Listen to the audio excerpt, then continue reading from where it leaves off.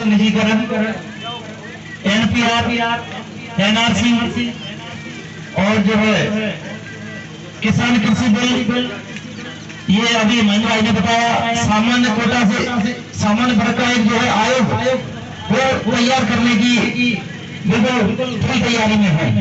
तो ये चीजें बिल्कुल संविधान के खिलाफ है, लेकिन फिर भी वो करने में सक्षम हो रहे हैं। इसमें वजह सिर्फ ये है कि हमारे लोग खुद हमारा मजबूती से साथ नहीं दे पा रहे हैं, इसलिए ये चीजें हमारे सामने देखने को मिल रही है। आज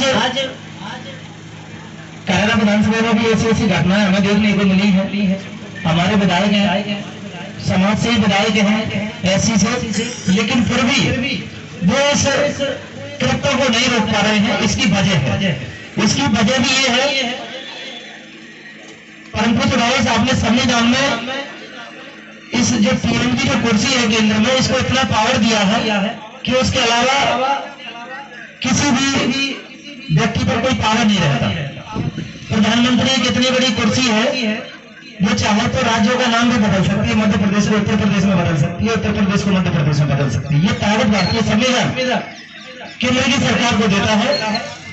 आज जो राष्ट्रपति का भी बगैर आक्षेप किए हुए और बगैर पलायन और उनके साथ बैठे हुए भी वो किसी बिल को पार करके जबरदस्ती उनको सील लगवा लेते हैं।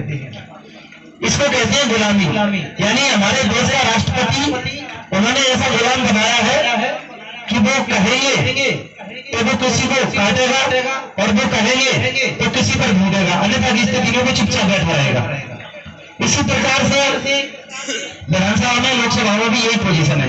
भारतीय जनता पार्टी और कांग्रेस हमारे ऐसे नेताओं को पार्लियामेंट में और लोकसभा में भेजती है जो उनकी बात के अलावा कोई भी शब्द अपनी 85% बहुजन समाज के लिए पार्लियामेंट में नहीं रख सकता। और पार्टी जानती है, काफी कार्यकर्ता पढ़े लिखे भी मिशन में काम करते हैं, पार्टियों में काम करते हैं। ऐसा नहीं है कि अपने आदरणीय विधायक जी के अलावा जाटव समाज में और भी कार्यकर्ता न हुए हों, कांग्रेस में थे, लेकिन उन्होंने उन्हें टिकट नहीं दिया, क्योंकि कांग्रेस में ही कुछ जाटव समाज के भी ऐसे कार्यकर्ता थे जो अपने एमएलए का फुल पावर करारा में यूज करते। उनकी बात को बगैर सुने वो पार्लियामेंट में अपनी संवैधानिक के हिसाब से अपनी बात रखते। इसलिए उन्होंने ऐसे विधायक को चुना कि जो हमारी बात पर हम जैसा कहेंगे वैसा ही करेंगे। इसमें उनकी गलती हम नहीं कह सकते, ये तो सरकार के नियम है, हमेशा से चले आ रहे हैं।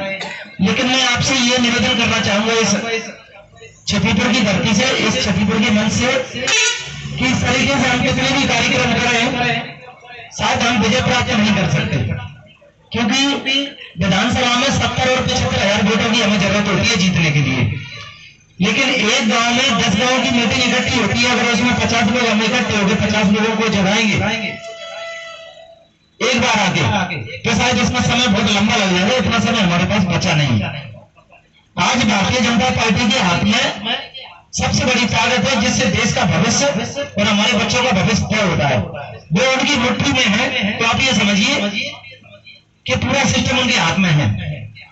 हमें सबसे बड़ी ताकत लोकतंत्र में देता है हमारा राजनीति का आधार। हमारी राजनीति में हिस्सेदारी कराने के लिए उन्होंने एक विभाग को तैयार किया बाबा साहब के कार्यकाल में, इलेक्शन कमीशन। इलेक्शन कमीशन को ताकत है देश की, वो अपने जनता की ताकत से और जनता के मत से उसको राजा बनाती है। लेकिन वर्तमान समय में भारतीय जनता पार्टी के हाथ में वो इलेक्शन कमीशन भी उसकी मुट्ठी में है। क्योंकि इलेक्शन कमीशन इसलिए उसकी मुट्ठी में है कि जनता मांग करती है कि ईवीएम की बजाय पैड से चुनाव होना चाहिए। जो पेपर है, जो पहले जिस तरीके से वोट पेपर से जो चुनाव होता था उसी तरीके से होना चाहिए। लेकिन इलेक्शन कमीशन उस पर ध्यान नहीं दे रहा है। इसका कारण सिर्फ ये है कि सरकार के बंधन में है वो। दूसरी ताकत है इस देश के अंदर मीडिया भारतीय जनता पार्टी की मुट्ठी में है। ये दो ताकत देश के अंदर ऐसी है जो जिस दिन चाहे केंद्र की राज्य की सरकार पर छोटी बात है, केंद्र की सरकार को एक दिन में गिरा सकती है। भारतीय संविधान ने आर्टिकल 324 में हमें यह अधिकार दिया है इलेक्शन कमीशन के बगैर भी, चुनाव के बगैर भी हम सरकार को बदल सकते हैं। उसमें गिनती का आंकड़ा चलता है, उसमें ये चलता है, उदाहरण के तौर पर मान लीजिए केंद्र में ना जाते हुए हम ग्राम में बैठे हैं तो ग्राम की बात करें, क्योंकि ग्राम की भी सीटें कैसी होती है जो केंद्र और राज्य के बराबर होती है। लोकतंत्र में 3 सीटें महत्वपूर्ण है जिन पर किसी का हक नहीं चलता। सर्वप्रथम सीट है एक प्रधान की ग्राम में, सरपंच, जो ग्राम का मुख्य राजा होता है, मेन होता है। उसके बगैर अगर वो पावर, संविधान की ताकत से अगर वो पावर को यूज करे तो परिंदा भी पद नहीं दे सकते सरपंच के गांव में। चाहे कलेक्टर भी आएगा तो सरपंच को वो अवगत कराएगा और सरपंच के हिसाब से ही वो कहीं भी बैठेगा उठेगा, उसकी जवाबदारी में ही वो बैठेगा। चाहे जिले का कलेक्टर आए, चाहे कितना भी बड़ा अधिकारी क्यों ना है, जिम्मेदार होता है ग्राम का सरपंच। इसी तरीके से राज्य का मुख्यमंत्री होता है, इसी तरीके से केंद्र का प्रधानमंत्री होता है। तो आज की स्थिति में प्रधानमंत्री नरेंद्र मोदी है, लेकिन हम दूसरे देश में अगर जाते हैं तो हमें भाई ये कहना पड़ेगा कि हमारा प्रधानमंत्री नरेंद्र मोदी है, यही कहना पड़ेगा ना। ये तो नहीं कि हमारा प्रधानमंत्री नहीं है, क्योंकि हमारा है, हमारे देश का प्रधानमंत्री है तो हमारा है, लेकिन वो अपनी कुर्सी का ठीक तरीके से इस्तेमाल नहीं कर रहे, इसलिए जमीन पर आकर हम उनका विरोध कर रहे हैं। इलेक्शन कमीशन जिस दिन इंसानियत से और संवैधानिक तरीके से चुनाव करवाएगा तो ये समझिए कि भारतीय जनता पार्टी आज की स्थिति में पूरे देश में, पूरे राज्यों में आज की स्थिति में अगर चुनाव करवाया जाए तो पूरी जनता बीजेपी से इतनी खफा है। इसके बाद भी आप देखिए 2024 में केंद्र में फिर भारतीय जनता पार्टी की सरकार आएगी, क्योंकि इलेक्शन कमीशन उनके हाथ में है। इलेक्शन कमीशन की ताकत को कम करने के लिए हमारे पास सिर्फ एक ही एजेंडा है। हमारे पुराने लीडर हैं, अभी वर्तमान में कांग्रेस में पहुंच गए, इसलिए मंच से उनका नाम लेना ठीक नहीं है। मैं उदाहरण के तौर पर उनका एक एग्जाम्पल के तौर पर मैं देता हूं। बार बार वो मंच से कहते थे कि बीजेपी की सरकार केंद्र में 64 करोड़ वोटों से बनी हुई है, 64 करोड़ वोटों से। हमारी जनता जिस दिन दिल्ली 63 करोड़ जनता लेके, कोई भी नेता, कोई भी आम जनता 65 करोड़ जनता को लेके जिस दिन दिल्ली में पहुंच जाएंगे उस दिन आपका चुनाव वही हो जाएगा। इलेक्शन कमीशन की जरूरत नहीं है, आप प्रधानमंत्री बदल सकते हैं। 1000 जनता एक्स्ट्रा ले जाके दिल्ली पहुंच जाइए, ये है भारतीय संविधान में है, ये आजादी की है। लेकिन हम इस बात को भी नहीं कर पा रहे अपने लोग से। हम ये सपनों को तो भूल जाए कि हम एमएलए बना के विधिवत तरीके से सांसद बना के हम अपनी सरकार बना पाएंगे। हमें भागीदारी इस तरीके की करनी पड़ेगी, हमें मान्यवर साहब की आइडियोलॉजी पर काम करना पड़ेगा। मान्यवर साहब कांसीराम जी की आइडियोलॉजी पर, मान्यवर साहब की आइडियोलॉजी ये थी, मान्यवर साहब कहते थे जब तक तुम संसद में प्रवेश ना कर पाए, तुम संसद में हिस्सेदारी ना कर पाए, तो आप रोड पर इतनी संख्या में रहना कि वर्तमान सरकार तानाशाह होकर आपकी 85% बहुजन समाज को जुर्म ज्यादती ना कर पाए। अगर आप मुर्दों की तरह सोते रहेंगे तो आपकी बहन बेटियों की इज्जत को तार-तार किया जाएगा। वो ये हमारे दुश्मन लोग हैं, बाहर से आए हुए।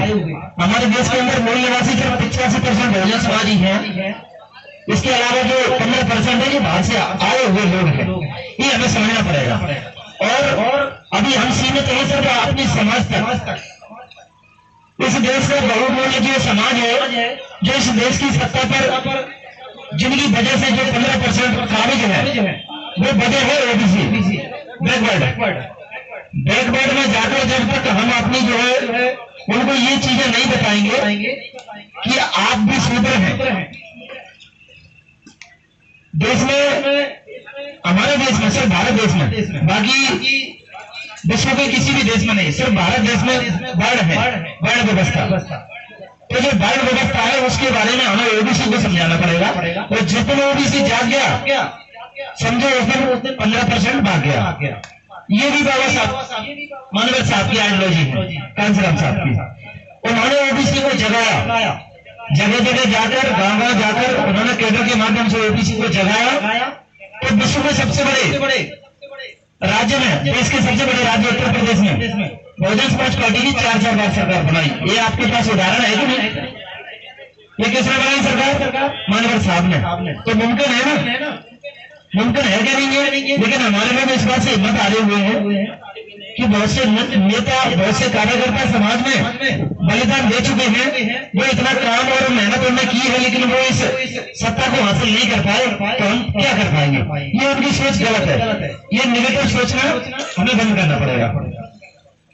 हम ये चाहते हैं, हमने जिले में जिम्मेदारी ली है, इन्होंने विधानसभा में जिम्मेदारी ली है, किसी भाई ने ब्लॉक में जिम्मेदारी ली है, इसी तरीके से हमें ग्रामीण भाई ग्रामीण यही जिम्मेदारी लेना पड़ेगी। आप ये समझिए कि जो सामाजिक जो संगठन है भीम आर्मी, ये कोई जाति विशेष का नहीं है, ये 85% बहुजन समाज का संगठन है। इसमें सभी 85% बहुजन समाज का हार्दिक हृदय से स्वागत है।